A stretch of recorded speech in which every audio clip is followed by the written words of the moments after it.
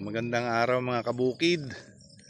So andito ako ngayon sa baluarte nila Bro Jake at saka Ma'am Tess San Diego, At magpapalagay po tayo ngayon ng plant mate natin dito sa kanilang bukid para sa ikagaganda ng ating lupang ito, dahil last time ay chinek ko po yung pH nito ay 4.5 po talaga mga kabukid, pero I'm sure ito nag-reduce na po ito ng acidity dahil nung nakaraang season gumamit po tayo rito ng mga natural na inputs, yung ating activator at Miracles foliar, and then yung ating mga produktong organic insecticide din na ilagay din po natin dito. Hindi po tayo masyadong gumamit ng mga synthetic dito.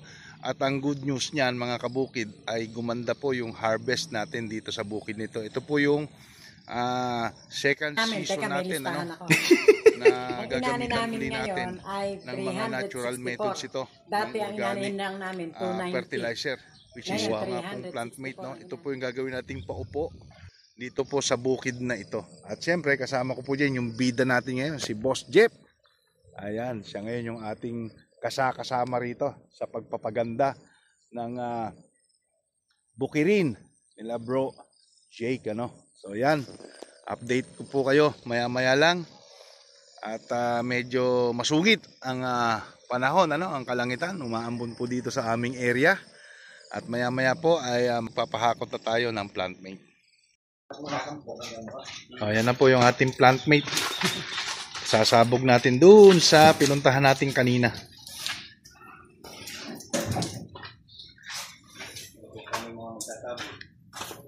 Ayan, gagwapuhan pa yan. Import pa mga ito, Galing pa po ito ng KC1.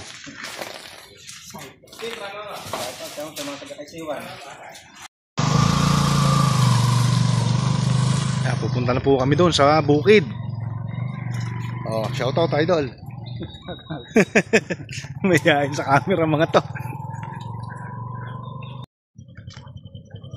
Ayan mga kabukid, dito po natin ipasasabog yan.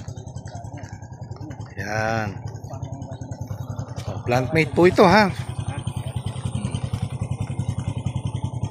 Plant mate with NPK content, Yan. Kaya magre-reduce po kayo ng 50% sa inyong inorganic inputs.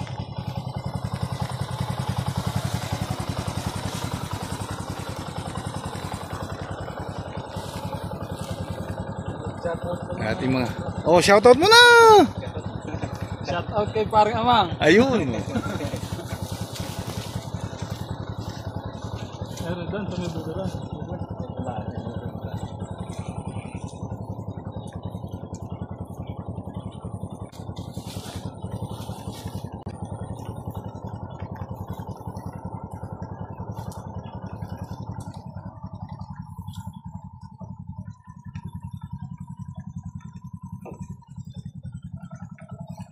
Yan, hahakot pa uli si Boss Jeff. 20 bag po itong ipalalagay natin dito para sa 4 na hektarya.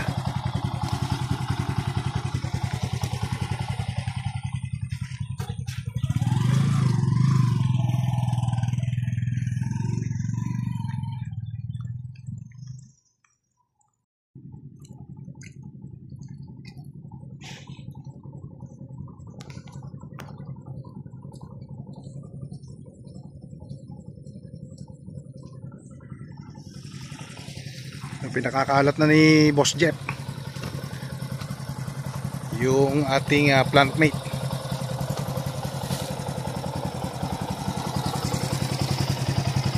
Ilang hakot pa? Saan lang?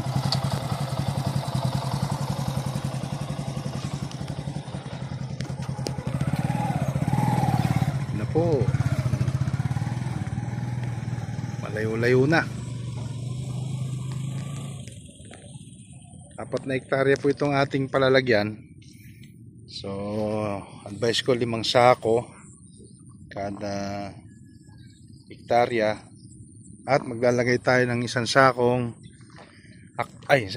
isang kilong activator, Tulong-tulong na po sila dyan para gumanda ng lalong gumanda itong bukid na minomonitor natin. O, shoutout nga pala kay Bro Jake, ha. Ingat po lagi, sir. Andito na naman ako sa inyong bukid. At umpisa na uli ng ating taniman.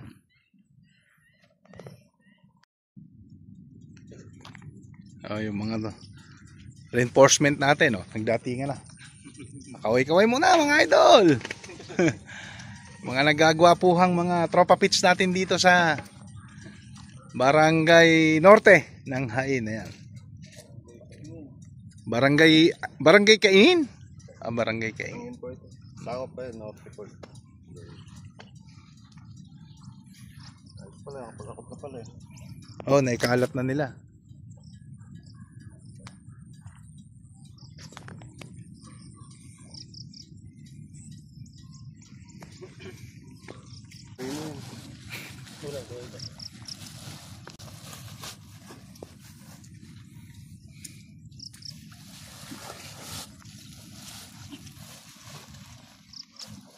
$50 kilos po yan mga kabukid. Talagang trabahong kalabaw po talaga ito. Ikakalap na nila dyan. Ayun, no?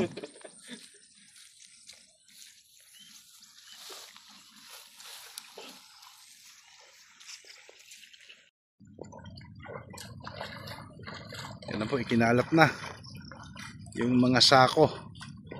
Ipipwesto nila yan para malapit yung kanilang pagre-refill. Kasi sabi ko, sa 1 hektarya 5 sako ang milalagay natin, ha. Nagkaintindihan naman kami.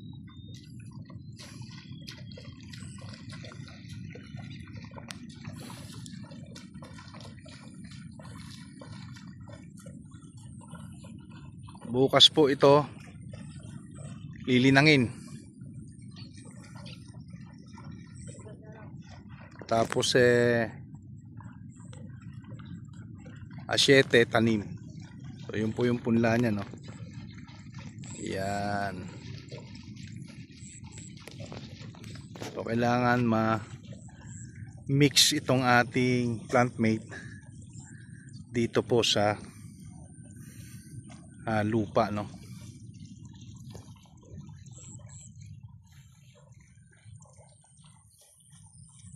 Pabalik na ating mga makikisig na mga kabukid. Ayan. Hindi masyadong masakit ang init, or wala talagang init, ang panahon at makulimlim, kaya sakto din.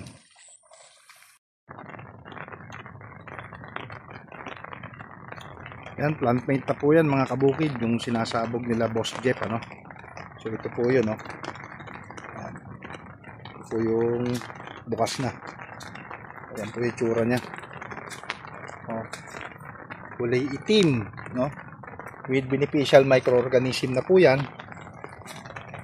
Pinasasabog po natin dito dahil bukas ay last harrowing na po ni Boss Jeff dito. At sa 7 itatanim na po yung punlang yan. Kaya nagsasabog na po kami ng plant mate organic fertilizer with microorganism. Kaya marirehabilitate po ang inyong bukid sa patuloy na paggamit po nito, at magre-reduce po tayo ng mga synthetic na abono, Magre-reduce po tayo mga kabukid dahil masyadong acidic na po ang bukid na ito. So yun lang po. Ingat po kayo and God bless.